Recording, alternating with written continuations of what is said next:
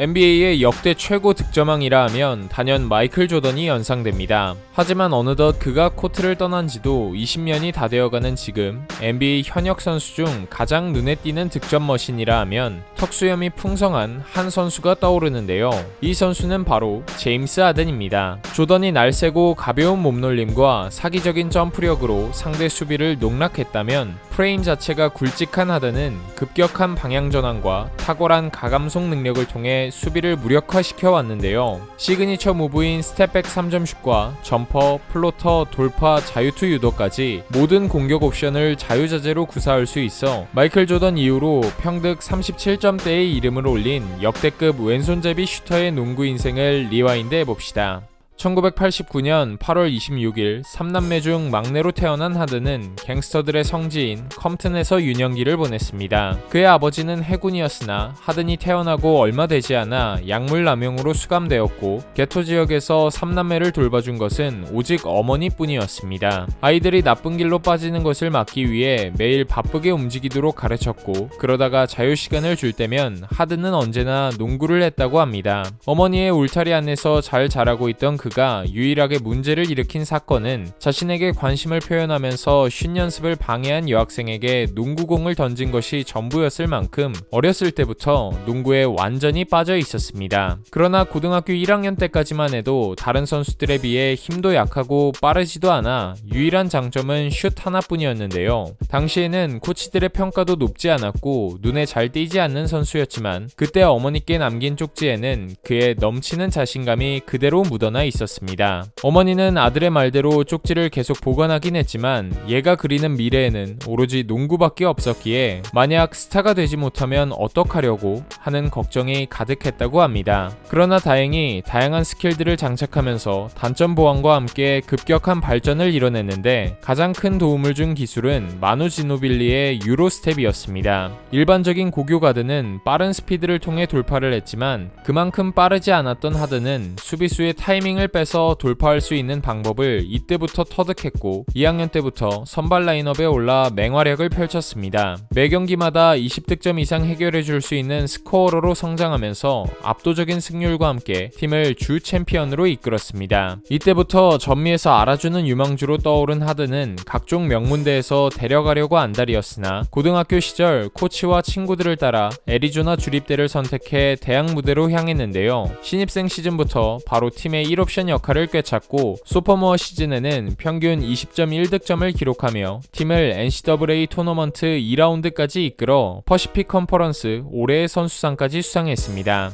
물오른 실력과 비례하게 자신의 트레이드 마크로 자리 잡은 수염도 이때부터 기르기 시작했는데 당시에 나이가 좀 더 들어 보이고 싶어서 길렀던 수염은 어머니도 깎으라고 핀잔을 주다 이내 포기하셨다고 합니다. 시러큐스와의 경기를 끝으로 2학년 시즌을 마무리한 뒤 그는 어머니에게 한 약속을 지키러 2009년 NBA 드래프트에 참가했고 블레이크 그리핀, 하심 타빗에 이어 1라운드 3순위로 오클라호마 시티 썬더의 지명을 받게 되면서 꿈에 그리던 NBA에 당당히 입성했습니다. 상위픽 유망주임에도 팀에서 처음 맡게 된 역할은 주전이 아닌 벤치 자원이었고 시즌 초반 부진을 겪으며 프로의 벽을 실감하자 더 겸손하게 노력하기로 마음먹고 훈련에 매진했는데요. 12월에 워리어스를 상대로 26득점을 퍼부으면서 커리어 하이를 갱신한 뒤 한 달 동안 7번의 두 자릿수 득점 경기를 만들어내는 등 조금씩 경기 감각을 찾아갔고 평균 9.9득점, 3.1 리바운드, 1.8 어시스트로 루키 시즌을 마무리해 올 루키 세컨팀의 이름을 올렸습니다. 그리고 소포모어 시즌에는 완전히 식스맨으로 자리를 잡아갔고 정규 시즌 도중에 제프 그린이 트레이드 되고 난 후 하든은 듀란트, 웨스트브룩과 함께 팀의 빅3로 거듭났습니다. 늘어나는 출전 시간과 함께 전 부면에서 놀라운 스텝업을 이뤄내 스캇 브룩스 감독은 주전으로 뛰는 것이 어떻겠냐고 제안했지만 팀의 승리를 가장 중요하게 여겼기에 자신의 역할인 식스맨을 고수했고 3년 차에는 커리어 최고의 야투효율과 함께 평균 16.8득점, 4.1 리바운드, 3.7 어시스트를 기록하며 리그 최고의 식스맨으로 성장했습니다. 그 결과 역대 두 번째로 어린 나이에 올해의 식스맨상을 수상할 수 있었고 이번 시드로 진출한 플레이오프에서도 돌풍을 선도했습니다. 있었습니다. 올스타 포인트 가드, 득점왕 포워드, 최고의 식스맨이 뭉쳐 1라운드에서 작년 우승팀인 댈러스 매버릭스를 4연승으로 수입했고 2라운드에서 만난 재작년 우승팀 레이커스 역시 4승 1패로 가볍게 잡아내면서 일찌감치 컨퍼런스 파이널에 안착했습니다. 다음 상대는 전통의 강호 샌안토니오 스퍼스였고 원정 2연전을 모두 패배해 위기에 몰렸으나 이 시리즈에서 하든은 정규 시즌보다 더 좋은 슛감을 보여주면서 스퍼스의 내외곽을 괴롭혔는데 특히 평균 60%로 팀에서 가장 많은 3점 슛을 성공시켜 3차전부터 4연승을 거두는데 큰 공을 세웠습니다. 그러나 NBA 파이널에서는 마이애미 히트를 만나 1차전 승리 이후 르브론 제임스를 제어하지 못하면서 4연패를 당해 아쉽게 준우승에 그치게 됩니다. 2차전 이후로 수비 시에는 르브론과의 매치업에서 고전하고 슛감까지 떨어져 비판의 대상이 되기도 했으나 자신이 맡은 역할에 충실하면서 3년간 급성장한 만큼 OKC와 계속 함께 갈 것으로 예상되었습니다. 하지만 팀에서 하든에게 제시한 금액은 맥시멈에서 크게 모자란 금액이었고 무엇보다 다음 시즌 개막이 일주일도 남지 않은 때 충분히 생각할 시간조차 주지 않은 구단에게 화가 나서 제시한 계약을 거절했는데요. 그리고는 얼마 지나지 않아 당일 저녁에 정말 미안하게도 휴스턴 로켓츠로 트레이드하게 되었다는 일방적인 통보를 받게 됩니다. 눈물을 흘릴 정도로 상실감이 컸지만 이제 하든은 휴스턴과 5년 8천만 달러 규모의 맥스 계약을 체결하면서 더 이상 식스맨이 아닌 휴스턴의 간판 스타로 거듭나게 됩니다. 데뷔 전부터 야투율 56%, 37득점, 12어시스트를 올리면서 1옵션이라는 새로운 역할에도 순식간에 적응해냈고 OKC 시절보다 훨씬 적극적인 공격 시도와 에이스다운 득점력을 선보이며 2013 NBA 올스타까지 선정되는 등 화려하게 기량을 꽃피워갔습니다. 야오밍의 은퇴 이후 암흑기가 예상되었던 휴스턴은 하든의 분전에 힘입어 꾸준하게 승리를 정립해갔고 최종 서부 8위로 플레이오프 진출에 성공했습니다. 공교롭게도 상대는 친정팀이었는데요. 하든 이외에는 공격을 풀어줄 선수가 없다 보니 1차전에서 압도적인 전력 차이를 실감하면서 29점 차 대패를 당했고 2차전부터는 패트릭 베벌리의 거친 파울로 웨스트브룩이 결장했음에도 2승 4패로 탈락을 맛보게 됩니다. 리빌딩의 중심이 되어줄 에이스로 성장한 의미 있는 시즌이었지만 플레이오프에서 벽을 느낀 휴스턴은 다음 시즌을 앞두고 드와이트 하워드를 영입하면서 전력을 보강했는데요.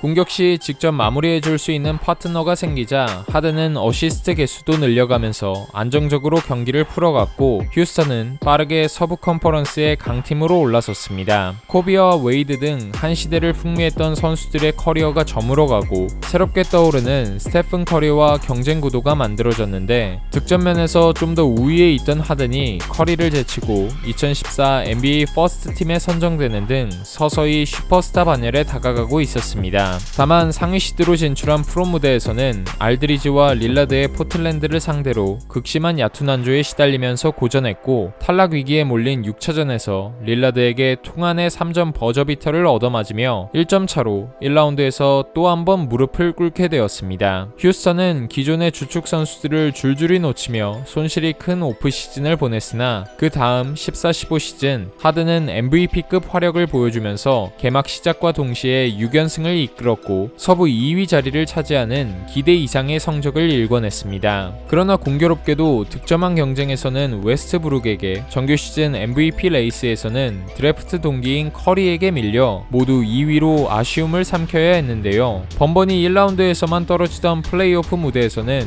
1라운드에서 댈러스 매버릭스를 4승 1패로 가볍게 잡아냈고 2라운드에서는 LA 클리퍼스를 만나 4차전까지 1승 3패로 밀리면서 탈락 위기에 봉착했으나 이 시리즈에서 슛감이 좋지 않던 하든을 대신해 투입된 선수들이 3점을 빵빵 터뜨려줘 4승 3패로 시리즈를 뒤집고 컨퍼런스 파이널에 올라갔습니다. 컴파에서는 서부 1위 골든 스테이트 워리어스를 만나 커리와 함께 에이스 간의 치열한 화력전을 펼쳤는데요. 특히 2차전에서 야투율 61%로 38점을 퍼부으면서 4쿼터 막판에 경기를 뒤집을 뻔했으나 마지막 공격 찬스에서 커리와 탐슨의 더블팀에 공을 놓치면서 1점 차이로 원정승은 추가하지 못한 채 홈으로 돌아갔습니다. 이후 홈에서 치른 4차전 때 45득점을 몰아치면서 뒤늦게 1승을 추가했지만 다시 오라클 아레나로 돌아간 5차전에서는 플레이오프 단일 경기 최다 턴오버라는 불명예스러운 기록을 남기며 무기력하게 패배하고 말았습니다. 이때부터 하든은 유독 2위의 서름을 많이 느끼게 느껴야 했는데 15-16 시즌에는 리그에서 가장 많은 시간을 출전하면서 휴스턴을 홀로 이끌었음에도 수비 의지를 보이지 않는 자동문 수비만 주목을 받으면서 조롱 대상으로 전락한 데 더해 득점왕 타이틀마저 커리에게 내줬고 16-17 시즌에는 샌토니 감독 아래서 평균 29.1득점, 8.1 리바운드, 11.2 어시스트, 트리플 더블 22회를 기록하면서 공격 머신으로서 한 단계 더 업그레이드되어 돌아왔으나 이번에는 시즌 평균 트리플 더블을 기록한 트더머신 웨스트브룩에게 양보해야 했습니다. 그러자 다음 시즌에는 이미 정상인 것처럼 보였던 자신의 한계점을 또 한 번 부수며 올라갔는데요. 휴스턴이 8대1 트레이드를 통해 크리스 폴을 영입해 오면서 하든의 공격 점유율과 개인 성적은 하락할 것으로 예상됐지만 득점은 오르고 턴오버는 줄어드는 선순환이 이어졌습니다. 시즌 초반 불이 붙으면서 11월 동안 평균 34.9득점, 10.1 어시스트를 올렸고 12월에 햄스트링 이상으로 7경기를 쉬고 돌아온 후에도 골스를 스텝백 3점으로 침몰시키면서 서부 1위 자리를 공고히 했습니다. NBA 사무국이 지나친 자유투 유도를 억제하기 위해 도입한 하든 룰 역시 그의 득점을 멈추진 못했는데 자유투 획득과 성공 횟수는 여전히 1위를 유지했을 뿐만 아니라 풀업 점퍼, 스텝백 3점 슛, 그리고 돌파까지 마무리할 수 있는 공격 옵션이 워낙 다양해져 수비가 뭘 해도 막을 수 없는 선수로 거듭났습니다. 1월에는 역대 최초로 60득점을 동반한 트리플 더블 기록을 만들어내면서 도저히 MVP를 안 주고는 못 배기는 활약을 이어갔고 결국 구단 프랜차이즈 최다승 기록까지 갈아치운 하든은 압도적인 득표율로 정규 시즌 MVP를 수상하게 됩니다. 플레이오프에서도 리그 1위 팀다운 활약을 보여주면서 미네소타와 유타를 가볍게 꺾고 3년 만에 다시 서부 컨퍼런스 파이널에 올랐는데요. 상대는 지난 시즌 챔피언 워리어스. 꾸준함의 대명사인 각 팀의 에이스들이 슛감이 매경기 들쭉날쭉하면서 서로 1승씩 주고받던 와중 4-5차전을 내리 잡아내면서 시리즈 리드를 잡게 되었으나 크리스 폴을 햄스트링 부상으로 잃게 되면서 가세가 급격히 기울었습니다. 이기긴 했으나 5차전에 3점슛 11개를 모두 놓쳤던 하든은 마침표를 찍어줘야 했던 6차전과 7차전에서도 3점 슛감을 찾지 못하면서 고전했고 휴스턴 팀원 전체의 외곽슛 난조 그리고 편파 판정 논란까지 겹치면서 파이널 진출은 다음을 기약하게 되었습니다. 다음 18-19 시즌에도 정규 시즌에는 역대급 아니 그 이상의 공격력을 선보였는데 폴이 햄스트링 부상으로 휴식을 취하는 동안 아이솔레이션으로 워리어스전을 모두 잡아내면서 컴파에서의 아픔을 씻어냈습니다. 특히 1월에 치른 원정 경기에서는 슛을 32개나 던지면서 힘들게 연장전까지 이끌어놨더니 심각한 오심이 나오면서 승리를 강탈당할 뻔했으나 그린을 달고도 기어이 역전 3점 슛을 꽂아 넣으면서 완벽한 원맨쇼를 완성시켰습니다. 뉴욕전에서는 40분을 뛰면서 61득점을 올려 개인 커리어 하이 기록을 갈아치웠고 평균 득점 역시 작년보다 6점가량을 상승시키면서 2년 연속 득점왕을 못 박았습니다. 그럼에도 MVP는 미러키를 전체 1위로 이끈 또 다른 괴수 아데토쿤보에게 돌아가면서 2위의 서름을 한 번 더 느껴야 했습니다. 그리고 2라운드에서는 지겹게 자주 보는 워리어스와 다시 승부를 가리게 되었는데 원정 2연전에서는 모두 치열한 접전 끝에 아쉽게 패배했고 심지어 그린에게 눈을 찔려 큰 불편함을 겪었는데요. 이후 홈으로 돌아간 3차전에서는 눈이 다 낫지 않았음에도 41점을 퍼부으면서 듀란트와 화력으로 맞붙었고 연장까지 이어진 승부를 스텝백 3점으로 마무리 지으면서 분위기 반전에 성공했습니다. 4차전 역시 38점을 몰아치면서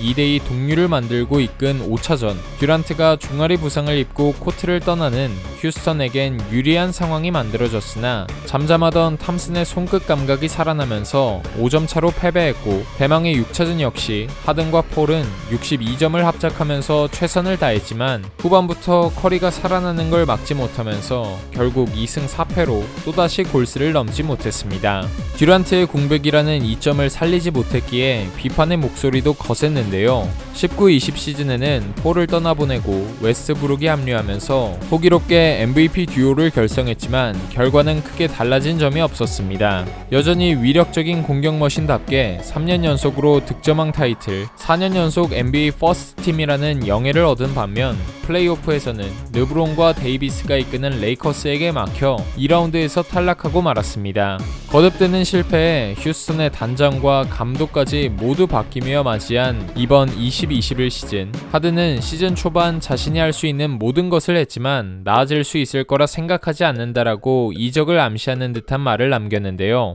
공개적으로 트레이드를 요구하던 하든은 결국 1월에 브루클린 네츠로 트레이드되면서 절친 듀란트와 최고의 볼핸들러 카이리 어빙과 뭉치게 됩니다. 브루클린은 그의 합류 이후로 연일 고공행진이었는데요. 듀란트는 햄스트링 부상으로, 어빙은 코트 밖에 중요한 일을 보느라 사라졌을 때도 득점은 득점대로 해결해주고 능숙하게 경기 운영까지 책임져주면서 2월부터 본격적으로 승수를 쌓아 올렸습니다. 플레이메이킹 능력을 한껏 발휘해 디조던과 그리핀 등 빅맨진의 효율까지 끌어올리자 버스를 타러 온 게 아니라 운전하러 온 것이라는 얘기가 나올 정도였는데요. 그러나 매경기 40분씩 혹사당한 것이 화근이 되어 4월 초에 햄스트링 부상이 반복되었고 결국 한 달 가까이 휴식을 취해야만 했습니다. 다행히도 정규 시즌 막판에 벤치 출전으로 복귀해 몸 상태를 끌어올렸고 동부 2위로 올라간 플레이오프에서는 각종 부문에서 듀란트와 1, 2위를 다투며 최고의 활약을 선보였습니다. 테이텀이 50점을 퍼부으면서 하드캐리한 3차전을 제외하고는 브루클린의 빅3가 1-2-3 펀치를 날리면서 4승 1패로 보스턴을 격침시키고 2라운드로 향했습니다. 2라운드에서 만난 상대는 그리스 괴인 아데토쿤보의 미러키 벅스. 상대의 끈끈한 수비도 빅3의 창으로는 손쉽게 뚫을 것으로 예상되었으나 1차전에 단 1분도 채 안 되어 햄스트링 부상이 재발하는 악재가 찾아왔습니다. 지난 4월에 같은 부상으로 20경기가량 결장했던 만큼 진단 결과에 따라 시즌을 마감할 수도 있는 상황. 다행히 구조적인 손상은 없었고 브루클린은 하든이 빠진 상황에서도 듀란트와 어빙이 홈 2연전을 잡아내 여유롭게 휴식을 취하면서 복귀를 준비하면 될 것으로 보였습니다. 허나 3차전 원정에서 빡빡한 수비를 뚫지 못해 3점 차로 경기를 내줬고 설상가상으로 4차전에선 어빙마저 발목 부상을 당해 전력에서 이탈하는 최악의 상황이 벌어지고 말았습니다. 이젠 결국 빅3 중에 듀란트만 남게 된 상황이 됐지만 내쉬 감독은 하든의 복귀를 서두르게 해 장기 부상으로 이어지게 하고 싶지 않다면서 선수 보호의 뜻을 밝혔는데요. NBA 커리어 11년간 거머쥘 수 있는 타이틀이란 타이틀은 모두 섭렵한 하든이 마지막 목표인 우승에도 닿을 수 있을지 NBA 최고의 공격 머신을 파이널 무대에서도 반드시 볼 수 있길 기대해 봅니다.